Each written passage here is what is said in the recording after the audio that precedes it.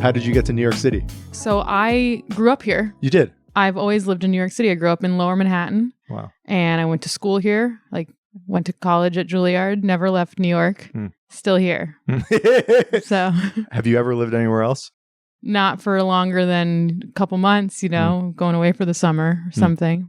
So no. Your family, any artists? Are you the weird one, the first one? I might be the weird one, but they're all artists. I mean, my dad's a jazz sax player. Wow. My mom's a potter. My older brother, my only brother, is a pianist and a conductor, clarinetist. He's the kind of, musical genius of the family. My bunch of people on my mom's side are super musical, on my dad's side as well. So yeah, real family of artists on both sides. I'm maybe the weird one because I'm doing comedy. I defected from just the music part of it, which was the family business, it seems. Was the artistic side in you there from the beginning? Did you always have that bent? Yeah, I think so. I mean, the music part of me was always there and partly because my dad was, if you're talking nature versus nurture, we were definitely getting music as nurture. He's sitting at the piano with us, teaching us intervals and, music theory and chord progressions. And I just had an ear for it. I would pick up songs and sing them really quickly back to people. And comedy, I mean, I was doing impressions for my parents. But I was really shy. So it was kind of if, at home I was really funny, but then in life I was this quiet music nerd. So no one really saw the comedy coming. It was a bit of a twist. Yeah. Were you surrounded by artists because of who your parents were hanging out with? Yeah. My dad would have a lot of musicians come over and come through. It felt like, come in and jam a little, and it was just all around me. And then, my brother was always practicing. We had this big piano in the living room that he would play very loudly for many hours a day. And always surrounded by artists. It was the norm. New York at that time, I don't know if it was a more artistic city in a way because it was perhaps more affordable than it is now. I don't know how you think about that or what you remember.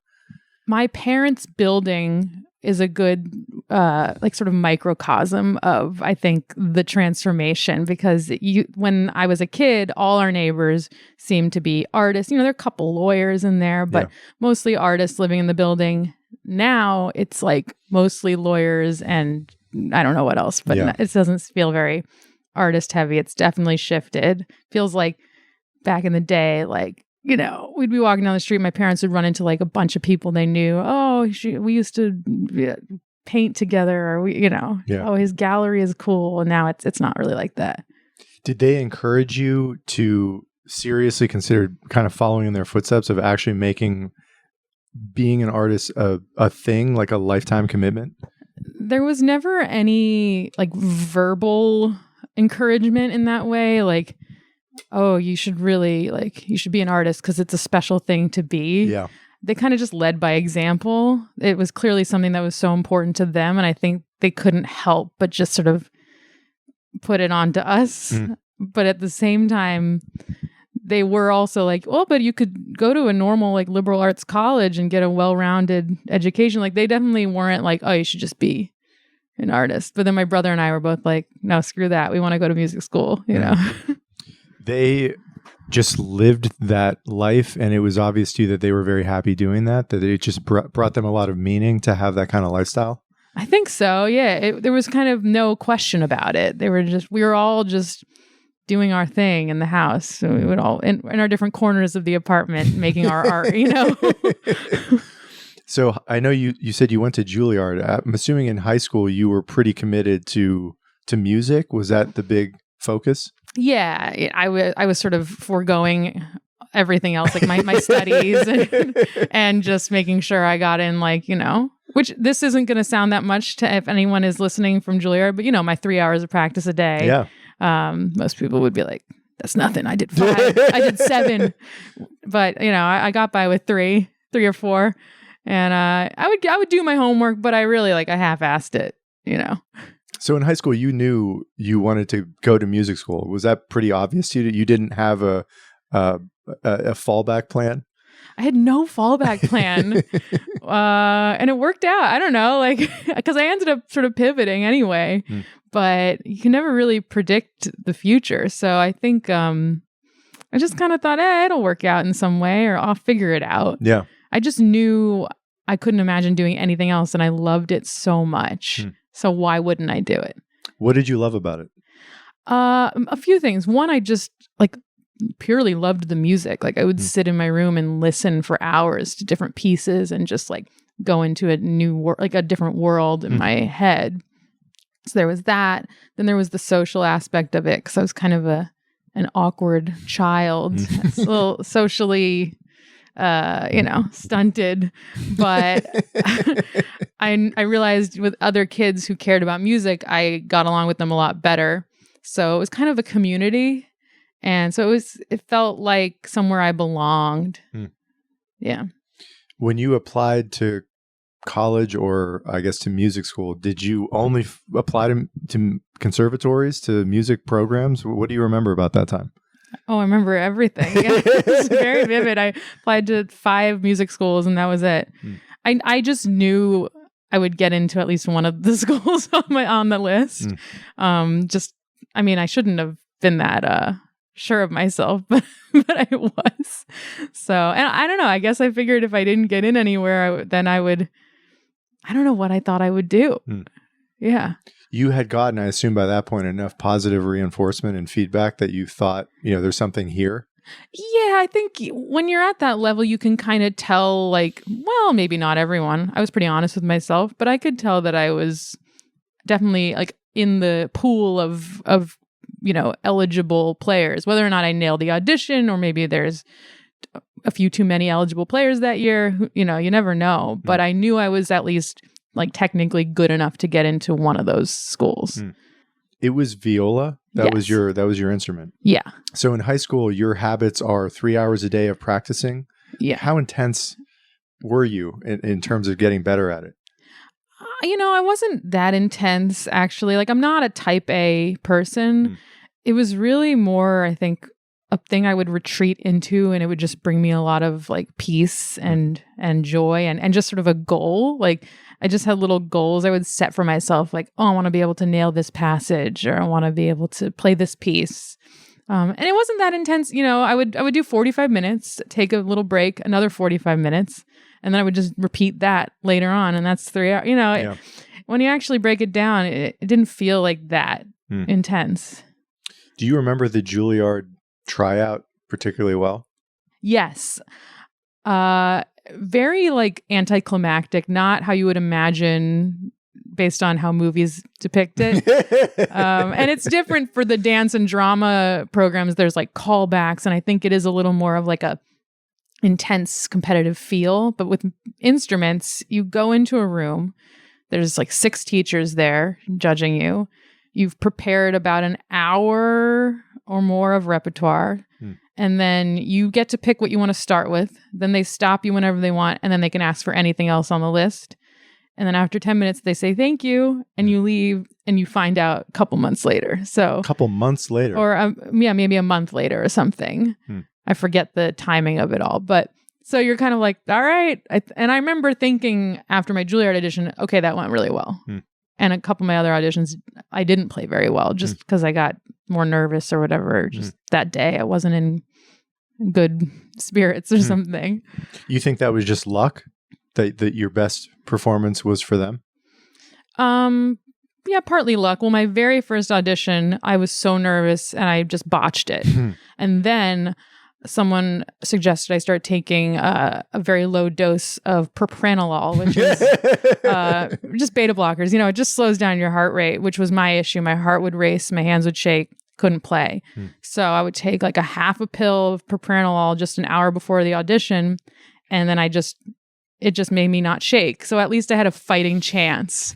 So by the Juilliard audition, I had the propranolol. Wow. So that was part of it. But I also had an audition where I didn't play that well. It's not like it's a miracle drug. It just like gives me a chance to play how I know I can, if I can. Yeah. You know what I mean? That doesn't really make sense. Did you know how many viola students they were going to admit per year? I know the admissions rate is crazy there.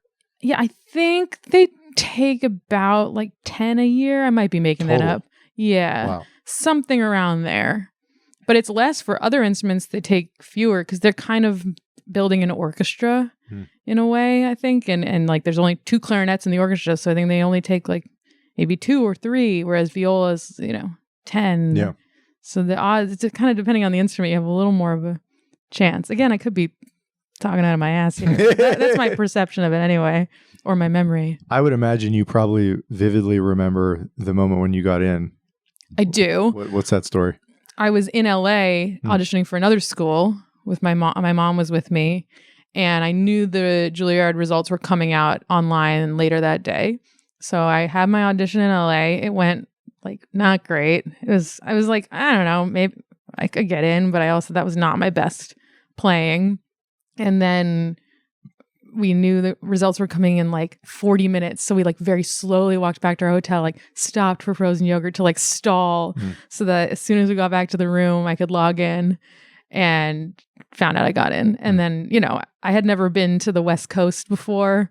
So it was just this like amazing evening with my mom, and it was like warm, and we were just like celebrating and hanging out in LA. So did you know when you got in and when you enrolled what you wanted to do with this skill you were going to develop there? I knew what I thought I wanted, which was to either a combination of playing in a string quartet and an orchestra or just a string quartet, I guess I also had dreams of being a soloist, but those were very quickly squashed when I got to school and realized like my work ethic, and 2, my ranking amongst like you got to be one of those 7-hour people. I think. I mean, right? I know. Again, there could be people who are just so naturally like whatever, they get by with 3. But for me, it just wasn't. I didn't have the quite the consistency I think that I would need for that. And then it really just became a thing pretty quickly. I realized I didn't enjoy sitting in orchestra rehearsals, and I didn't enjoy the like group dynamic and very high level of high possibility of dysfunction amongst a string quartet, which is like a marriage of 4 people. And it just felt like, oh, this isn't really like a sustainable job for me. And I was getting injured. I started like dealing with wrist pain, and tendonitis and carpal tunnel type stuff. So I had to take a couple months off when I got to my master's. So it was just like all these signs telling me like, this isn't quite, you can't just do this. And at the same time, I was developing like a deep love and admiration for stand-up comedy. I was just like, I got to do that. It's just this thing inside me driving me to do it, even though I had no idea if I'd be any good or how to do it or anything. I definitely want to get to how that happened, but what are your other takeaways from the Juilliard experience? I mean, these are some of the most talented musicians in the world, young musicians who were there. What do you remember? What were your takeaways from those years? Honestly, I had a pretty good time at Juilliard. Okay. Like socially, I had a lot of really great friends. I just remember enjoying myself a lot while I was there. And I had a couple really good teachers, some teachers I didn't like as much, but generally it was a pretty positive memory, except for like the battle I was dealing with inside myself.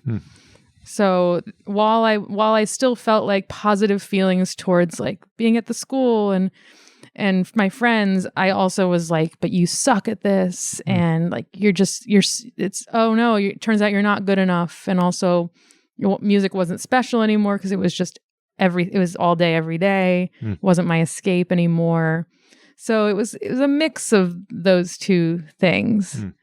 But a lot of life is a mix of those positive and negatives together. But no, it's not like I got there and it was so cutthroat and I hated it and I just couldn't handle the pressure. It was actually just a lot of times it was pretty chill, and I was just you're only competing with yourself at the end, True. But I really because there's a whole floor at the school that's all the practice rooms. Like there's just a ton of individual rooms you can go into and practice. So you're hearing people on either side of other sides of the wall playing maybe the same piece you're practicing, and maybe they're playing it better. And you're just like, what am I doing? Why am I even trying? So that kind of thing would happen a lot. But yeah, it was still like, I miss it sometimes. Like I miss the community and just being immersed in the music, which I loved so much. That little ember of the love and the interest in stand-up comedy, did that happen when you were an undergrad? How did that come about? That happened in undergrad. I mean, I'd always loved stand-up even before that. Like my brother would watch a lot of George Carlin and like early Chappelle. And occasionally I would catch like a set on TV, and I just always thought like, wow, that's amazing. But it never went beyond that. It never went like, and you should do that. I just thought like, that is incredible. It was like watching a magician. Yeah. And then in college, I started watching more stand-up. I got introduced to like Louis and Mitch Hedberg and people I hadn't seen until then. And I was like, oh, this is even more like amazing to me and feels more like relatable. And that's when I started thinking like, maybe I could do this. And then I started just sort of telling people like, in another life, I'd be a stand-up comedian. And then I started saying, I think I'm going to try stand-up comedy. And then I was at a party with a guy who said he was doing open mics around the city. And I said, how do you do it? And he said, I could send you a list of open mics. You just go and do it. And then I put that in my back pocket. And then I think, I got injured. The first time I can't quite remember like what was going on exactly in that moment. And there was I did it once at like a private party with friends first, and then a real open mic. So the start's a little blurry, but pretty much, yeah. I don't know if you remember clearly the first time you did it, but I assume there were some nerves as you began to try it. Oh yeah, I mean, not counting the party, which I think that was not a good test, but the first like real open mic I did, I remember walking to the train to go there and like muttering to myself like, I don't want to do this, I don't want to do this, and I was like so nauseous, and I was just like, then I was like, but you have to do it, you have to do it. Like I don't know why I was so driven to push past this like sickness and nerves, but I did it. And then the thing is, a lot of comedians will probably say this, once you get to your first open mic, especially in New York, where they're like so sad and like the only other audience is the other comedians, you're kind of like, oh, like this is sad and weird, but I'm not like nervous anymore. I'm more just like depressed. And it's sort of like, are you willing to keep going to these depressing things and try out your stuff and wait till you get a laugh kind of thing? And you were. I was so willing. I don't know what was wrong with me, but I was like, this is what I want to spend my time doing every day, multiple times a day. So how do you make sense of that? Why? What was the draw? I think just getting one laugh is like, all right. It was just opening a new part of my brain that I think had been like lying dormant, or I don't know. It was just, I loved the process of, because very quickly other comedians are like, oh, you should record your sets on your phone. You listen back, then you learn how to try the joke for the next time.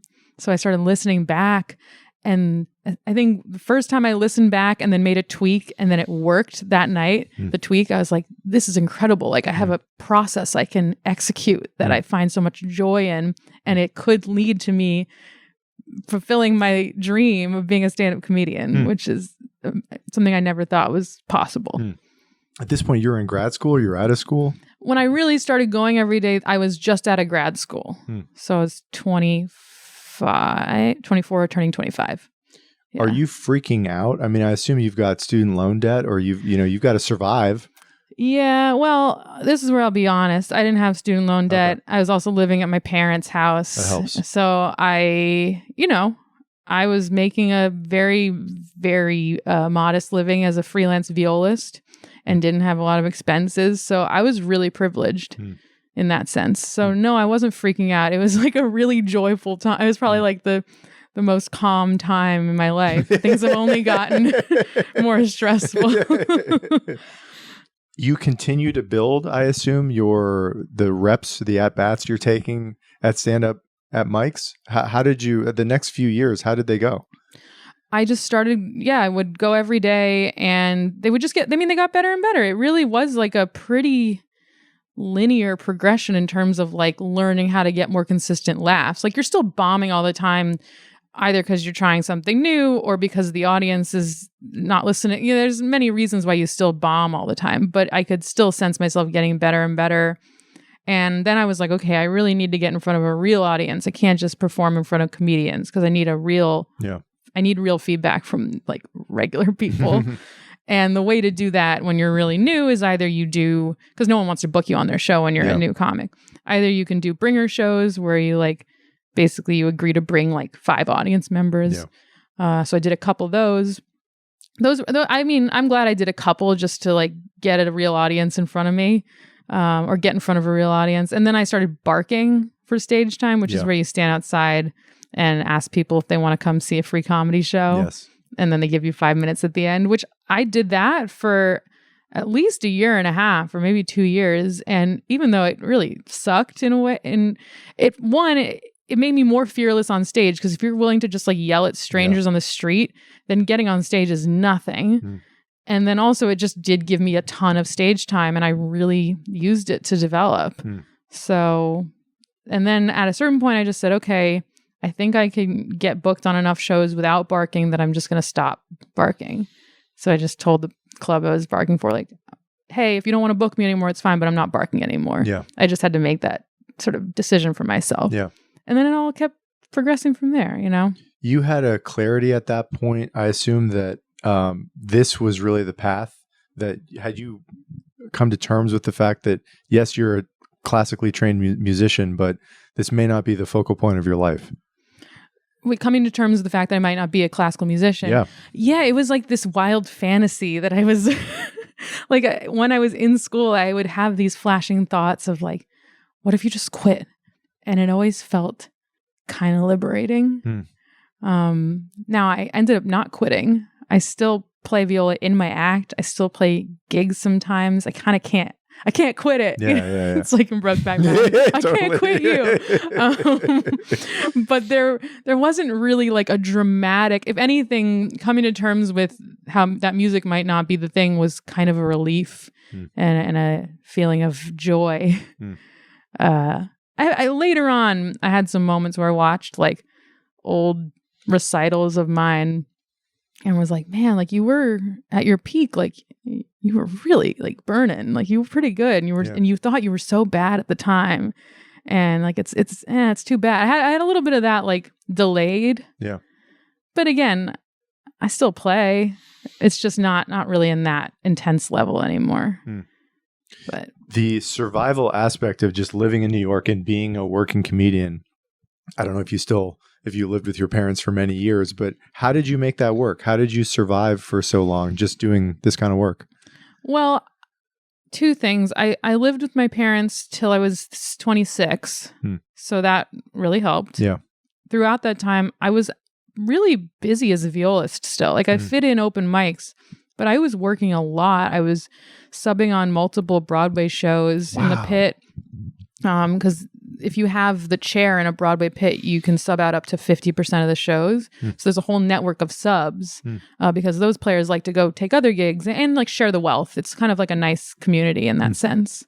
So I was doing a lot of that. I was going on short tours with little ensembles. I was very in like the avant-garde new music scene, which, you know, those gigs add up. Like it wasn't like I wasn't doing anything for free. Yeah.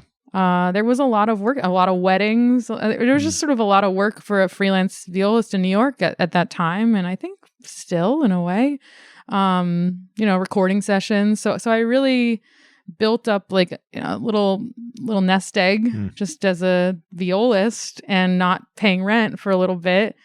And then when I moved out, you know, my rent, I was like, you know, living with roommates and my rent wasn't that expensive. I think back how cheap it was now. Like, oh my God. And I just kind of made it work. And, you know, I definitely like blew through a lot of my savings because at a certain point I decided to scale back the viola work and prioritize comedy. And then not soon after that, COVID hit and it was, you know, it was a weird sequence of events, but I guess I'm lucky in the sense that I never had a moment where I'm like, how am I going to buy groceries? You know, I just I'll own it. You know, Yeah, yeah. I didn't have that struggle. I had other struggles. I had being a human and you know, trying to still like, you know, get people to pay attention to me as a comedian and be taken seriously and all that. But I didn't have that specific, like, how am I going to buy groceries stress. How did you do that? What was successful in getting people to pay attention to you as a comedian? Kind of just relentless showing up. And holding myself to a high standard at the same time, because you can keep showing up and not be getting better. But I really like, there were so many days where I was like, I don't want to like go stand on the street corner right now. But it's like, but you got to go do it. Cause I would play a matinee Broadway show and then like have my viola on my back and go like stand on a street corner to bark people into a show. Cause I just wanted it so badly. And I think I don't have this in me as much anymore, but I was kind of just shameless. Like anytime there was a potential opportunity, I would like write to someone and be like, I'd love to do this, or I would love to be on your show, or here's my tape. But I just really put myself out there in every way that I could. And I observed others doing it. Like there were people sort of on my level or maybe a year ahead of me in stand up, and I saw them getting things, and I would either ask them how they got it or kind of just watch what they did and observe. And especially with social media, it was sort of easier to kind of be like, what are they doing? You know, I was just kind of, learning by example. What, if anything, did you learn about how people shrewdly use social media to grow their audience? Well, it was really different not that long ago. Yeah. So when I say I was looking at social media, I was looking at just people being like, I'm booked on this show. And then I'd say, okay, how do I get booked on that show? Now, you know, post-COVID, because Reels were a COVID thing that were inspired, that TikTok started, and then Instagram just copies that. So obviously now I observe that and I try to copy that too, you know, but that is at that point I was already like, you know, working headliner and had a couple big breaks and things. So what were the big breaks? The first one was doing JFL New Faces in 2019. Pretty much, you know, did that, had a manager, got agents from it, was going on all these meetings, and then a few months later, COVID. But the day before COVID really had everything shut down, March 11th, 2020, I had my second big break, which was I did The Tonight Show for the first time. Wow. So it was that day. Damn. Bernie Sanders was on the show. Wow. It was like it felt very like, oh, we shouldn't be here. Yeah. And then the next day they went no audience. And then the next day I think they went at home. So I was the last person to perform in front of an audience on that show before COVID. That is insane. Yeah, crazy timing. What do you remember about that? I literally remember that day very well, personally. Yeah. What do you remember? March 11th, you remember it? Yes, I do. Yeah, so I don't know if you remember back then, but the directive was if you have a dry cough or a fever, stay home. Yeah. Other than that, we're not really that worried. I was kind of sick with a cold the day before, lost my voice entirely on March 10th. Texted the booker like, hey, I don't have a voice, but I think I'm going to rest it today and I think I'll be okay for tomorrow. And he was like, all right. Yeah. And woke up the next day, like I didn't talk the whole day, but it was just like, oh my God, like, okay, my voice is back. Okay, I'm doing it. I'm kind of sick, but I don't have a fever. I don't have a cough. So I guess it's not COVID. Went in. Thank God didn't give like Bernie Sanders the audience. Yeah. I mean, I don't know. It was crazy. And it felt like the world was ending, but also I was that was like my biggest dream at the time, to get to perform on the Tonight Show, you know? Was the city already half shut down by that point, or it was literally like the last day? No, it was so not shut down. Like, I think things had started getting canceled. Yeah. But like businesses were all still open. And then like the next day, things really like rapidly started shutting down. We started getting that like stay at home order. How did the Tonight Show opportunity happen? I did. So out of JFL New Faces, which a ton of industry come. Yeah. The Tonight Show booker was there. And then a few months after that, I was invited to do like an audition showcase for the show. And off of that, found out I had been booked. So. Damn. Yeah. I don't know if you remember this time particularly clearly, but did you feel like you had reached that level as a comic at that point? that you had improved enough to merit that sort of a credential? It's in stand-up, everything is so like specific actually. And all I knew was I had a good 5 minutes for the show. Yeah. So while I definitely didn't consider myself like a star or like worthy of that, I knew I had a good 5 minutes that would do well on the show. So I was like, well, I deserve to do 5 minutes. That's how I felt. Beyond that, I couldn't really tell you. I do know that right before I went out, like, because you're standing behind the curtain, there's like a guy who's like, okay, like 3, 2, and I remember thinking like, what the fuck? Like, Isabel, you really got yourself into something. This is not. How did we get here? Yeah, this is bad. This is bad. It didn't hit till like right before. Then you go out, and as soon as they're cheering and then you get your first laugh, it feels like kind of any other show. Like, sure, there's cameras, and you can't really like you're connecting a little less with the audience just because of the nature of all the cameras in front of them, and you're really talking to like a camera. But it still felt like any other show in a lot of ways. Did that lead to a clear major boost in your audience size, in opportunities that were, I know it was right before COVID, but did it change your career? I think so. It's hard to track because, again, literally the next day I didn't leave my house for, weeks after that. Yeah. And then after that, it was all to do like weird outdoor shows and whatnot. But definitely, because as soon as things started opening up, as soon as I got my vaccine and people were doing shows again, I was asked to like headline. And I just on the one credit, clubs were willing to book me as a headliner. So it had that direct impact, definitely. My audience size definitely gave it a little bit of a boost. It's not how it used to be in the old days of the Tonight Show. You'd do it once and there'd be like lines around the block to see you the next night, just because less people tune into TV, But yeah, definitely had an effect. When you became a headlining comedian, just financially, is that typically enough to support your life living in New York? It's hard to say because I was still gigging, but I found at least like entry level headlining where you're not really going to be selling out and getting like 80% of the door. You're just getting like a minimum guarantee. Yeah. Right. Those fees were pretty comparable to if I was going to go with an ensemble away for the weekend for a gig.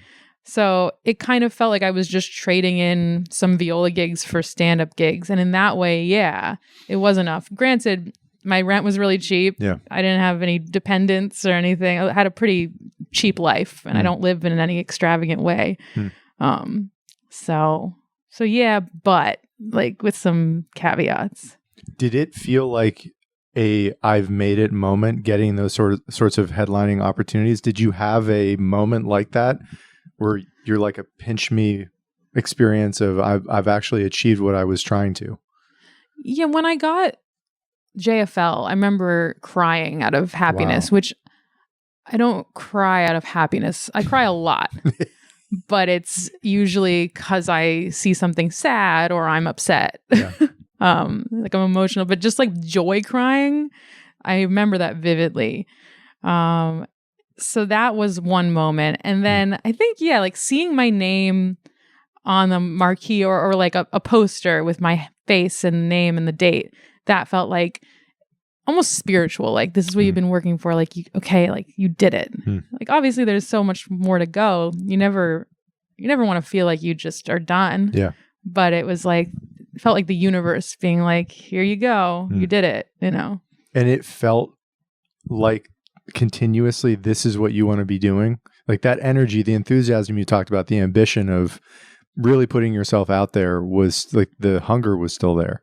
Yeah, it was still there. I mean, it's only been recent. I think maybe just from I took on some other projects that really wore me down, where I've been feeling like, all right, I could pull the ambition back a little bit.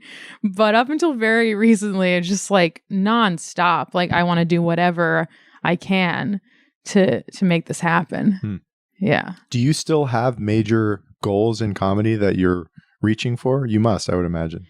Yeah, they're less opportunity based now and more just like what I'm doing but bigger, because if I'm just headlining clubs for the rest of my life, like I think I'd be like really happy with that, but I would want to be selling them out. Yeah. I'm not selling them out right now. So it's like that would be a next level. And then on top, I want to be just a much better comedian still. So there's the internal goals that I definitely still have. And then, but yeah, opportunity wise, I just want to be able to like make more out of opportunities. Sure, I guess I like want to headline like a big theater, which I haven't done yet. That's something that's a goal. But it's less about that and more like just the feeling of the connection with the audience and feeling like wherever I am, the people have come to see me and like I'm doing something that's like giving people value, you know? Yeah. How do you think, as a former shy girl, as you said earlier, you were able to do this? I mean, it's a rare person that can go in front of complete strangers and speak as openly as stand-up comics do. Yeah. How do you think you've been able to develop that ability? It's usually an unwell person who's able to do that. Well, you meet a lot of comedians, you'll notice a lot of us are kind of shy. There's not a direct correlation, I don't think, because I know tons of like outgoing people who wouldn't want to get on stage and tell jokes. I mean, all I can say is my own feeling about it, which is being so shy and in the background in so many situations my whole life. I've been an observer. Yeah. And so you're like overflowing with observations and thoughts and ways the world works. And so the idea of making sense of it and somehow like packaging it and then being able to deliver it on stage, that satisfaction kind of overrides any fear I would have of talking in front of people. And also like for me, it's like if I have the mic and they're all the audience, it's not the same as just like inserting myself into a conversation of four people at a party, which like feels wild to me. like I still like, you know, that's like, okay, Isabel, you're taking a big leap here. Go for it. Just ask them what they're talking about. They want to talk to you. You're cool. Go on, do it. You know, it's like so different. That's all I can say. What do you like to talk about? I'm sure it's evolved over the years, but your sets, what's on your mind recently? What do you like to share?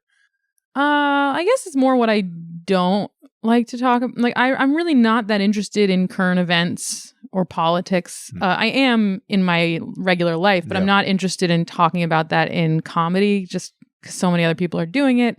It's changing so quickly all the time. And there's just like way more risk of like alienating people. I think what I love talking about is anything that's tangential to like just the human experience that kind of cuts past whatever bullshit, you know? I'm really interested in just existential stuff or just like just everyday, like, cause I'm such a person, I'm so full of shame. In my everyday life, like I have 5 interactions a day where I'm just like, you're so stupid. Like, you know, like, and like, I'm just, oh God, like I just want to die. And that's just kind of my natural state.